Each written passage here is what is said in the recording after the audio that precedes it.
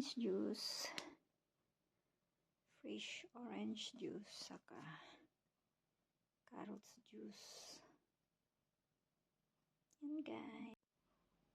Ngayon guys, gagawa tayo ng juice, fresh juice for today.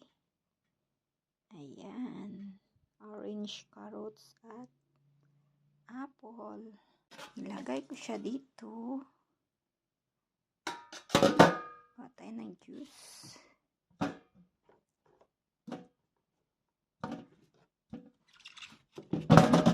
Ay. Carrots. Ayaw kasi uminom yung isa ng carrots. So, lagyan ko ng kunti lang. Para hindi halata. Ayan o. Ayan.